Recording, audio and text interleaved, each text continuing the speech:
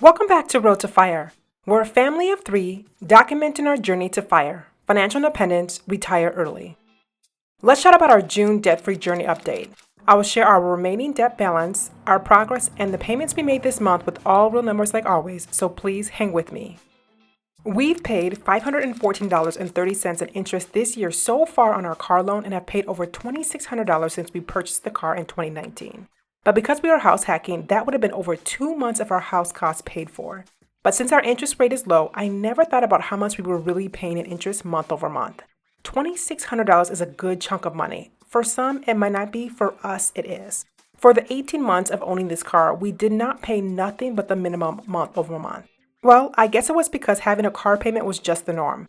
I never ever expected to have a paid off new car. But last year, during the thick of the pandemic, things changed. I didn't want to have the weight or fear of debt no more. I know this is weird, but the pandemic was what I needed from a mental and financial standpoint. To be 100% clear, I wish it never happened, obviously, but the output has really shaped and shifted the way I think about money and our future. It was what triggered us to aggressively pursue FIRE. So we have one remaining consumer debt to pay off, and it's our car loan. The interest rate is 3.5%, which is fine by me. We do have a duplex with a ridiculously low mortgage rate just because we happen to buy at the right time and in the right market with the right lender. Our credit scores are over 800, but I feel it was all about timing. And we have absolutely no plans on paying this off early. Now, house hacking has been much better than we expected, and we are happy to have a tenant that wants to stay long term. We've made a few updates to our unit and plan to post it online at the end of July for a September 1st move-in. We're really trying to beat the winter here. But debt used to be a badge of shame for me. It was something that I was 100% embarrassed to talk about. My parents have always lived well below their means and have never had any revolving debt. Right now, they are 100% consumer debt free and raised all of my siblings and I to be the same. So getting into debt was definitely not something we were raised on. But I've shifted my mindset to look past the shame and focus only on the outcome or the accomplishment. It's not easy, but it's really helped me out mentally. Okay, so here are our debt payments we made in May. We made our standard monthly payment of $700, which covers our minimum payment plus $25. We then used our YouTube and survey earnings to make 3 additional payments. On May 24th, we paid $225 to debt. On the 26th, we sent $250, and then on the 27th, we sent $525.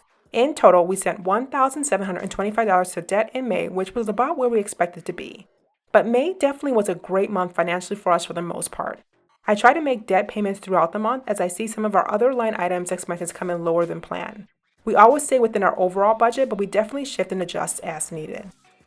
So in June, we had a few unexpected expenses that hit our budget and impacted how much we could send to debt. First was gifts for friends and family. I forgot all about Father's Day, and if you watched my June budget video, which I will link here, I talked about a gift for my sister and that was all. No shade to dads, you guys are much needed now more than ever, but it just slipped my mind. So I ended up spending about $240 on gifts for the men in my life. Number 2, a rock hit my windshield. What if I told you that this has been the 3rd windshield crack I've had in 5 years? I even had a golf ball hit my windshield at one time. We have car insurance, but our state requires a lot of coverage, so we opted for a higher deductible so we can have a lower premium, but we are definitely rethinking that now. And last was a new AC unit. We live in an early 1900s home, and the heat on the 3rd floor was just unbearable. In total, we had about $1,281.88 in unexpected expenses, really impacting how much we could send to debt this month. But I'm learning to appreciate any progress. Any step in the right direction, even those that are small, is still progress.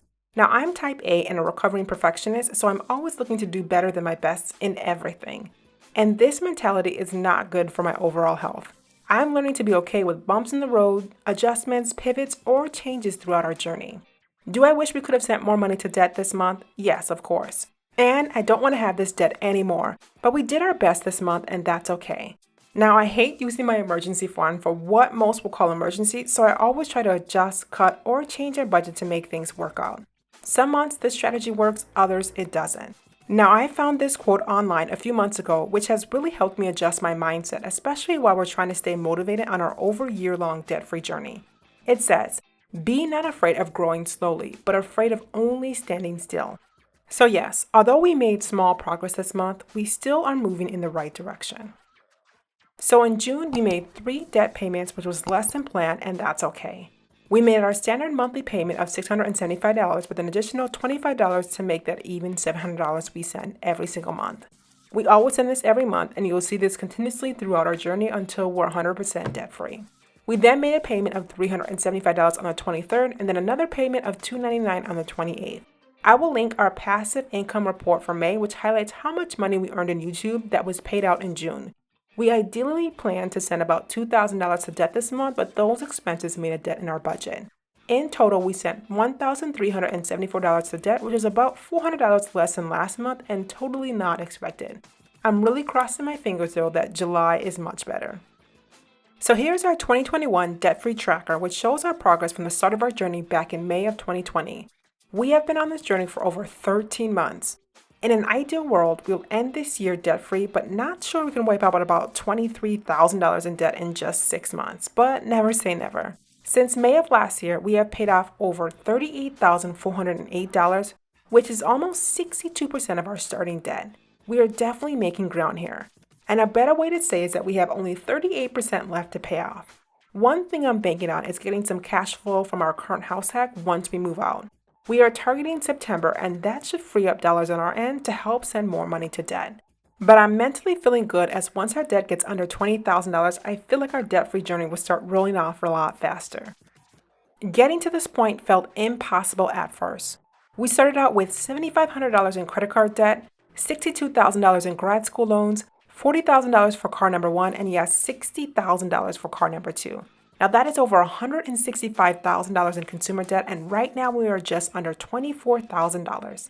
Now if you're on your debt-free journey right now, keep going. Keep sending those small or big payments and keep chipping away at that principal. Everything seems impossible until it's done. Now I can almost taste debt freedom. I won't be doing a Dave Ramsey scream, but I will celebrate once we are 100% consumer debt-free. Now we will still have our mortgage, so we won't be 100% debt-free, but this is a start.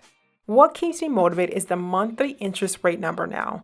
Whenever I see how much money we have or will pay in interest, I try to work harder to find more money to make sure we're sending as much as we can to debt.